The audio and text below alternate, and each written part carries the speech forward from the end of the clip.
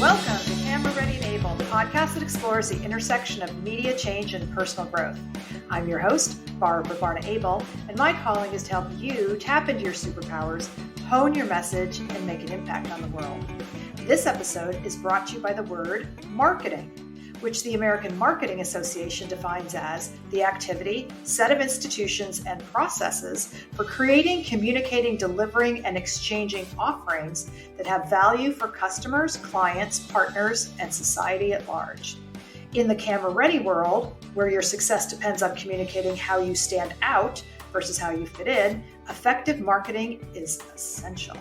But a lot of us are not born self-marketers. So I am thrilled to have life, business, and career coach Brian Patacca here to discuss. Brian is a spiritual practitioner who engages creative professionals seeking to ignite their businesses with fierce accountability, one of my favorite words, marketing innovation, and soul-satisfying success. Welcome, Brian. Thank you so much for having me. You know, it always feels weird when someone reads your bio out loud, but when you say it, Barbara, it actually made me feel very calm and made me feel very oh, I feel taken care of and I feel so ready to talk about this today. Thank you so much for having me. Oh, thank you. I mean, we've known each other for ages, so this is a real joy for me to have this conversation. So first of all, marketing is your word, and you are an impactful self-marketer yourself, but also what you share with others and help, elevate others. So how do you define marketing? You know, the word marketing, I think, also can rub a lot of the people that I work with the wrong way even. But at the heart of what we're doing it is, but a lot of times someone's more human experience of that is putting themselves out there. And that is where it starts to feel very sensitive and uncomfortable. And, I wish that everyone could just be recognized for the gifts that they were given. And the truth is, oftentimes you need to go public with your gifts or no one's going to know. And that's what I define marketing is like going public with your gifts, is being seen for your gifts. I don't know where I got this from, but I remember they say, if you build it, they will come. I say, no. If you build it and you tell people about it, they will come. No one's coming unless you tell people to come there, right? So most of the people that I work with, I mean, I think that every human being in the world is creative, but a lot of the people that I work with will define themselves as creative. So they're actors, writers, producers, photographers, that kind of world, right? And a lot of your listeners, right? People who are being seen for their creativity. And your creativity is usually doing the thing, whether that's painting or acting or taking photos or whatever it is. It's not usually and now how do I take this little piggy to market? Right? How do I get this out into the world? And because there's a gap there, I think a lot of times, creative people are inherently resourceful and inherent problem solvers. I think creativity in itself is problem solving in some ways. And so that means that we're always ready to figure it out on our own. I'm going to figure it out. I'm going to figure everything, we steal Marie Forleo, everything's figure outable. We're always trying to figure it out on our own, right? And this gap here then, because you're trying to figure it out on your own, leaves a space where all of the mommy daddy issues and all of the stories we tell ourselves and the advice that was been circling around since 1995 can rear its head, and it can all the things that someone said to you in college, and now you're 45 years old and you're still hearing that voice that someone said to you then. All the stuff gets to fill in that gap because that's not your zone of genius. Your zone of genius is taking photos or doing the thing. And so where I've found that I can excel, I guess, or where I can really help people is understanding the creative process and the vulnerability around putting yourself out there while honoring that isn't your calling, that your calling is the thing that you're doing.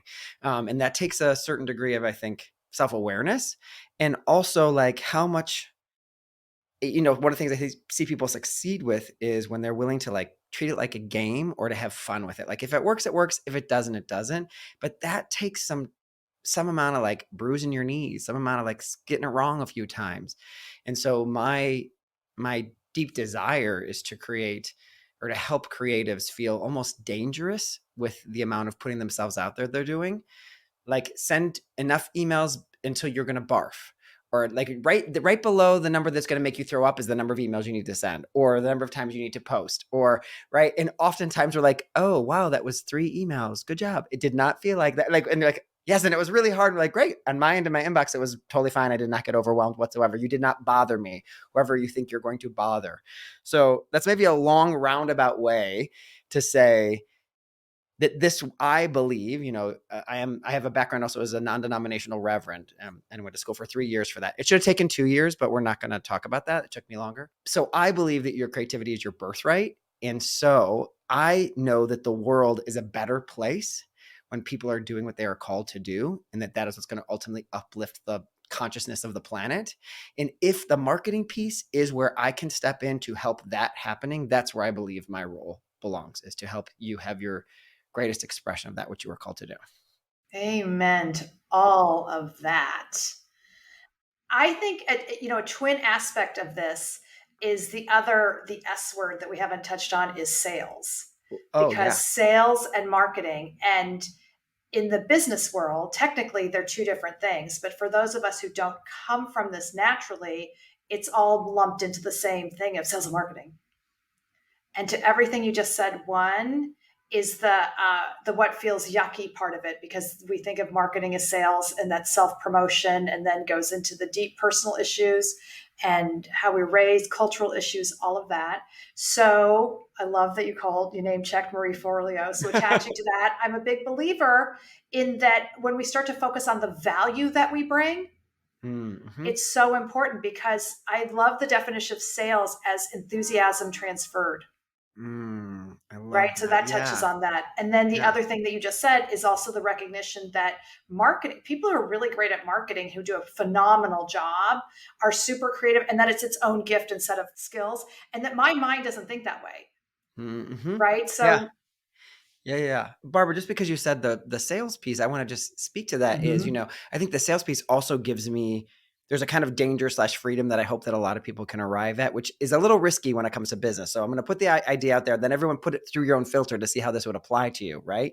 But my belief is I want to, let's talk about content as a way of marketing just for a second, as a focus to explain this. Is like, I want to be so clear in the messages that I'm putting out into the world that if I am not your person, please unsubscribe and delete and get me. I don't want to add to noise that is keeping you from not taking action. So I don't believe, so this is the anti-business part where, like, I don't believe in competition. What I believe is, like, if you're meant to be with this coach or you're meant to be with that person, you're meant to, great, but please don't let me give you a false sense of doing something in your life because you're just consuming my content. Because the moving of the dial, of course, there's content of mine that can help people move the dial on things. But if you're really, like, the leap between understanding who I am and what I believe and taking action is usually some version of a sale, some version of saying, yes, I'm ready to go to the next step. Right. And so that's my belief, is that I'm speaking it enough so that someone can say, I like what is happening here, I'm ready to do this, or that's not for me, I need to go somewhere else. So I'm always like, you want to get unsubscribes is the best way I can say this. Like, whether you're sending an email or in the way you're feeling about people, is we can't get everyone to like us, and we should not try to get everyone to like us, because then you're really boring. So that we know that we need to have certain people who are our fans or our customers or our casting directors who love you if I'm talking to an actor right now, right? So that, I think that that's such a freedom that can give you inside of sales, is that we don't need to get everyone to love you. I mean, it's different than when you're selling like Palmolive. I mean, I guess you do, everyone has dishes, so you probably need to get everyone to buy Palmolive. That's not who I think I'm talking to right now, right? So that's just a belief that's giving me danger. I feel all of this. Yeah. And that's where I go back to value, is I'm a big believer. My version of that is to encourage everyone to focus on impact, right? And the value that you bring, and that becomes your benchmark. That's your matrix. And those are your metrics, and not the numbers, to your point, for numbers' sake. And also, when we're focused on people liking us, we're looking inward. Totally. Oh God, you just called me out so bad, because I don't know if anybody else here has ever written an Instagram post or sent an email in their lifetime. But when I'm about to, like, click send on my email, my email goes out to like 20,000 people. I can sometimes get that, like, well, are the commas in the right place, and are the T's crossed, and are the I's? And I can see myself getting real perfectionist at the very end sometimes.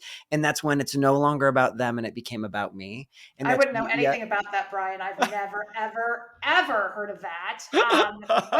What a wild out there thought you just had. Yeah, right. I mean, so that's the human part, and it doesn't get you up on stage. It doesn't stop you. No. So that's the point, that we all have that.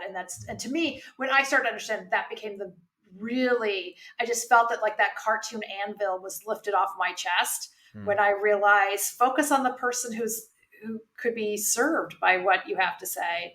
Don't focus on yourself. Yeah. And that, tap into your calling and why you're here. It's amazing. I feel like we were separated at birth suddenly. So you're not only high level, speaking of concept, but you're also about methodology. So another way to synthesize this is you're not just about what you need to do, but you're about how I can help you do it, which is magic and is all about value. What do you broadly consider effective marketing today for people who are creative? Yeah, I think effective marketing is going to, when you read it, when you see it, it is going to make you feel something. It is going to make you do something. It is going to make you notice something. Those are the three things that I think oftentimes that I'm driving towards. How do I want the person to feel when they receive this? Do I want them to actually click? Because sometimes my marketing isn't you need to click and buy. It is know that this is out in the world, right? Or do you need to notice something like this needs to change, or this is not a purchase, but you should go listen to this or whatever, right? Those are the three things, right? So to me, effective marketing is, this is going to sound counterintuitive, but you got to kind of sing your same song again and again and again. And because we're creative people, can get bored with singing our same song. And so we're always on to our next thing. But somebody who came to you in the first place loved you from the song you were singing a year ago, which was, so I'll use my business as an example, right? So in my company, I help a lot of actors get representation.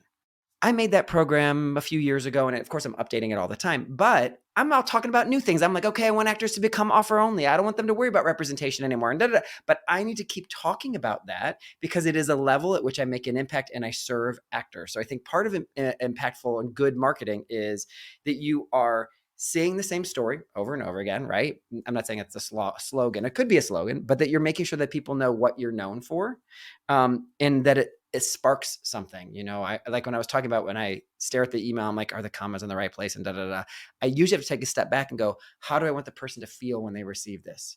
Or what do I want them to do when they receive this? And then I'm like, oh, who cares about the periods and the T's and the I's and whatever, and I can click send on it again. But to me, it does make you feel something or do something. Notice something is a little softer. I know that was one of my third categories. The notice something for me is, I'll give you an example. Let's pretend you had an event coming up and it was like, this is my teaser to let you know about my event. You can't even RSVP yet. That falls in the notice category for me because you don't need to feel something about it. You should know, like, it's a light save the date. You can't even RSVP yet. To me, that's the notice category. But the feel is, I often feel like I want my emails to land on someone's box or to read the Instagram post and to go, I feel seen. I feel, oh shoot, I feel called out. I feel held. And so that will often help me to drive the marketing that I think has been most effective for my work, is having that kind of a conversation.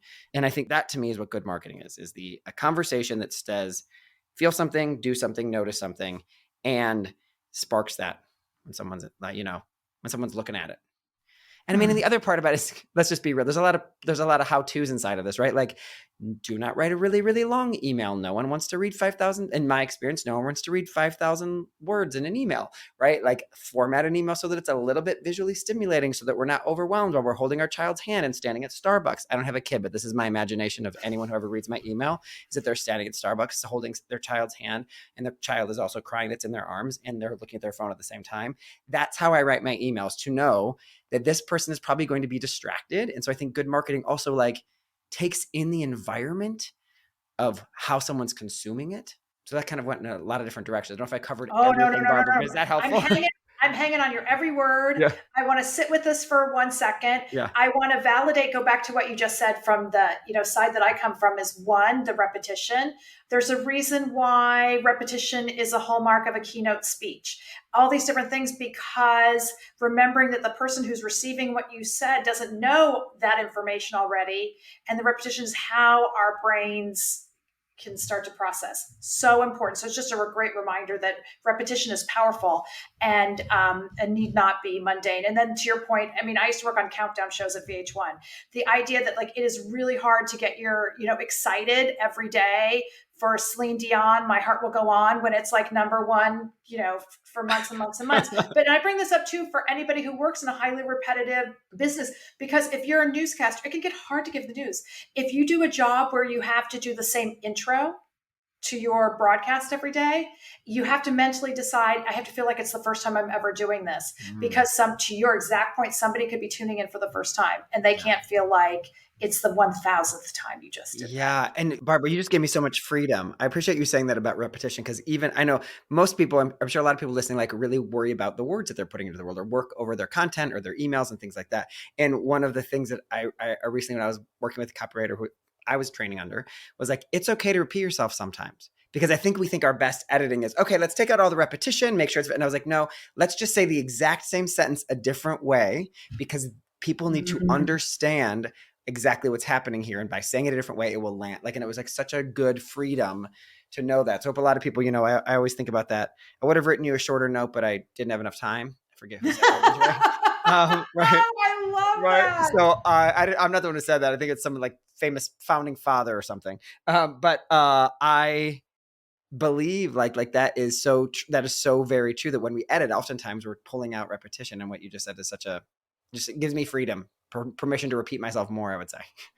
The other thing I want to sit with is the notion of feeling, because again, we, cross over in the communities that we serve. So reaching out to get representation, or in my world, pitching, whether that's a project or for money, very, very similar thing. And so it's really easy to get mono focused on the facts.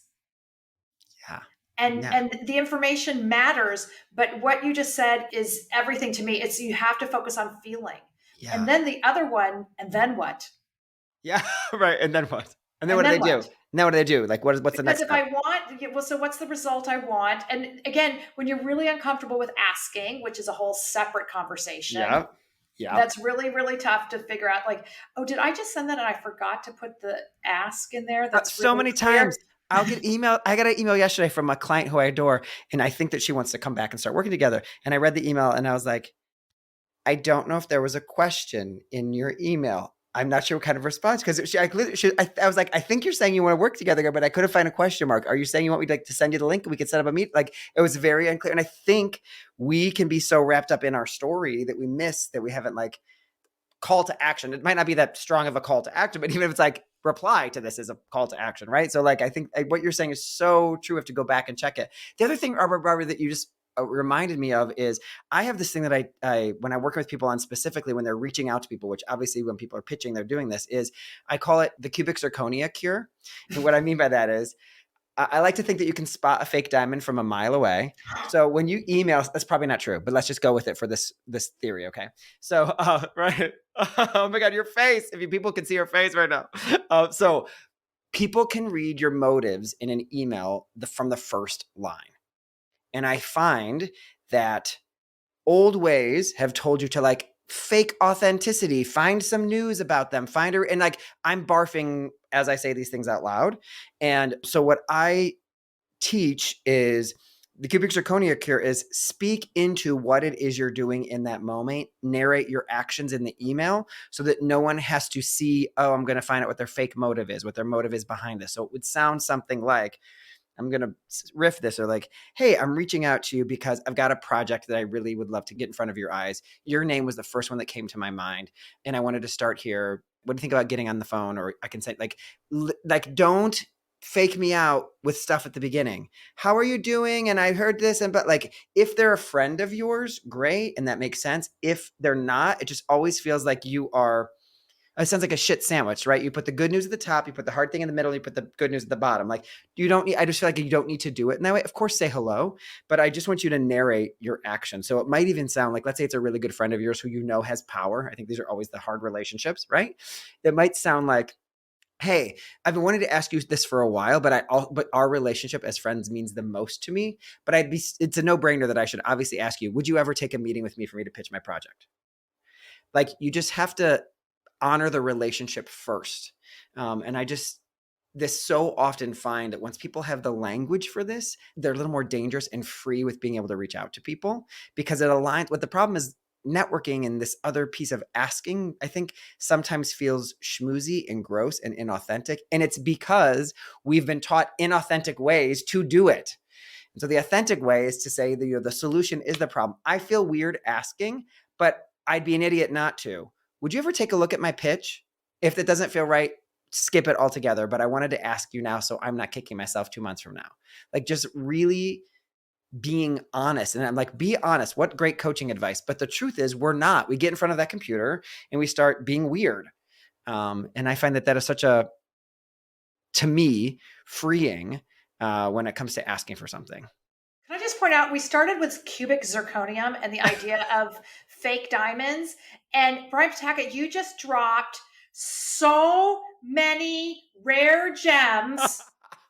I'm putting them all in my tiara. I have spares. I think I'm going to have a necklace and bracelet to go with. That was incredible. And going back to feeling, how do you want the other person to feel?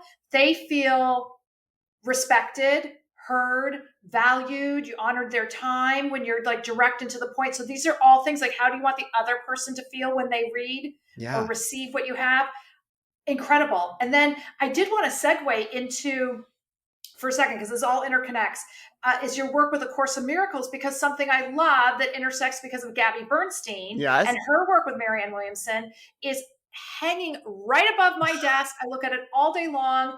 If your presence doesn't work, neither will your word. Yes. That we cannot separate our being from our doing. Yes. People hear you on the level at which you are speaking, which is also A Course in Miracles thought, right? So this is when you like are trying to have a conversation with your partner or your best friend and you're like, I'm really fucking mad at you right now, but I'm going to really try to, people can smell your shit sandwich with pink frosting on top. We feel the level at which you're speaking to us.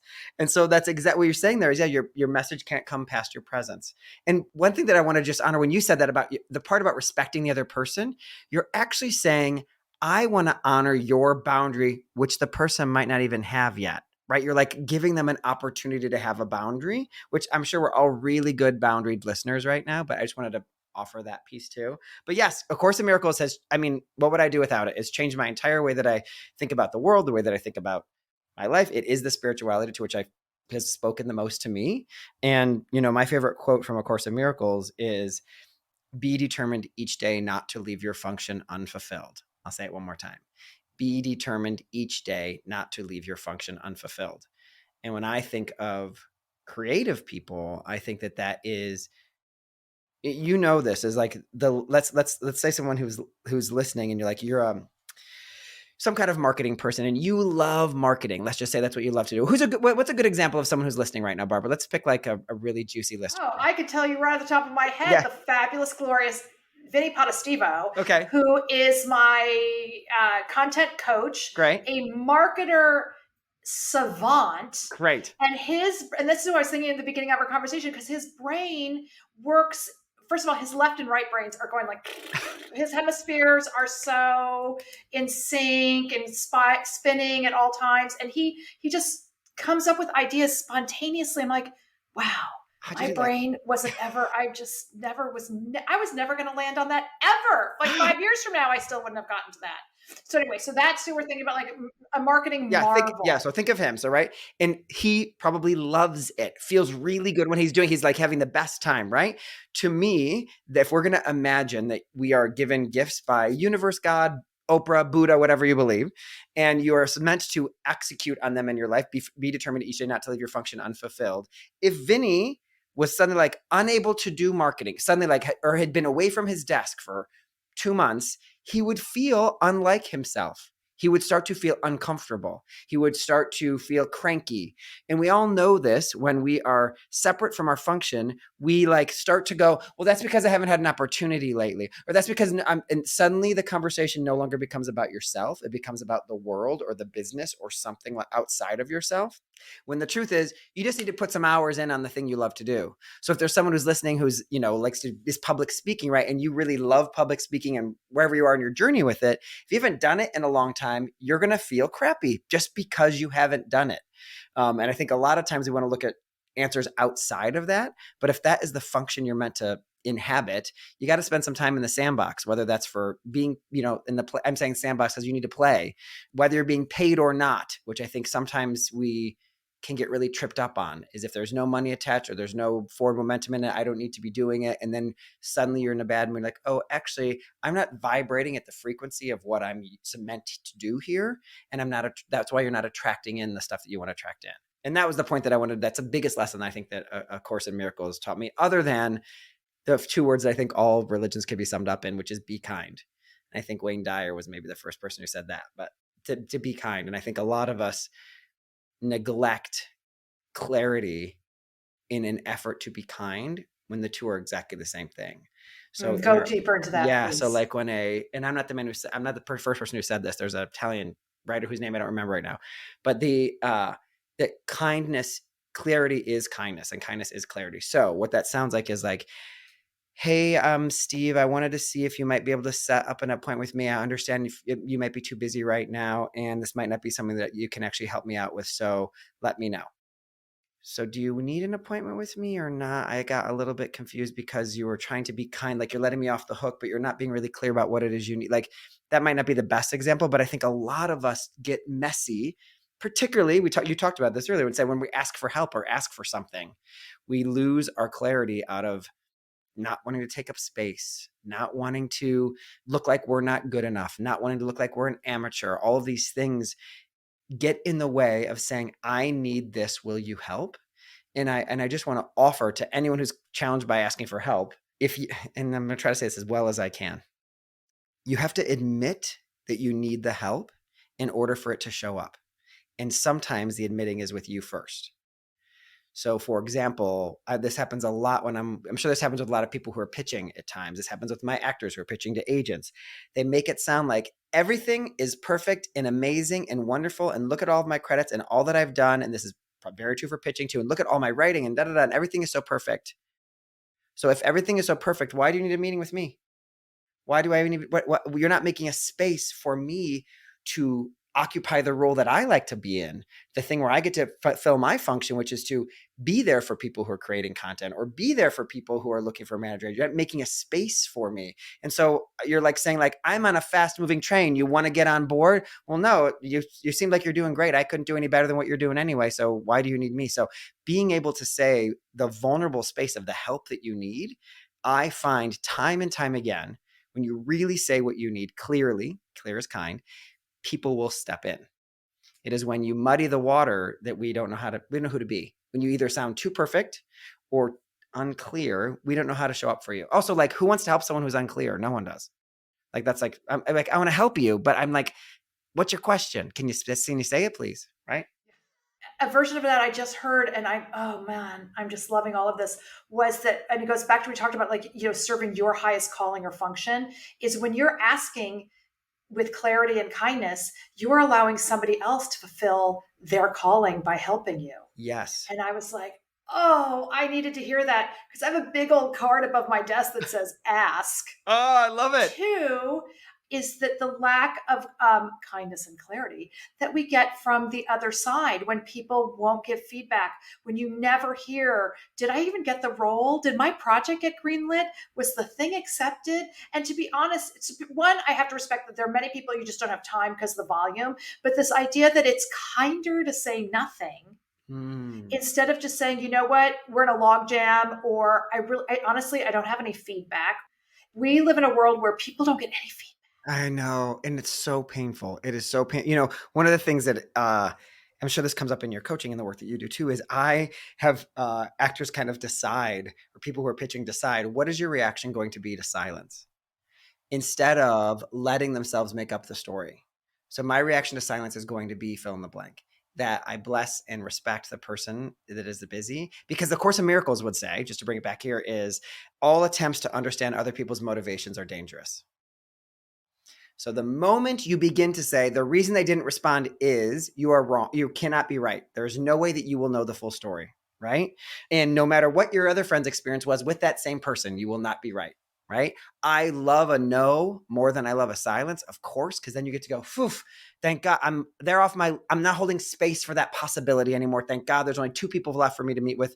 Bless them and move on. And I love a no even more so, because it lets me go, yay, I'm not going to waste any more energy there. And these are like my orange juice concentrate of maybes that I get to focus on. These are the people that might really make it happen for me. Awesome, right? Like I just love the freedom that a no gives. I think no's are the most attractive word in the English language. So what is your new story that you're going to make up when someone is silent, when someone says no, when someone says maybe, when someone says tell me more? Those are like the 5 categories of responses you get, is like no, yes, maybe, tell me more.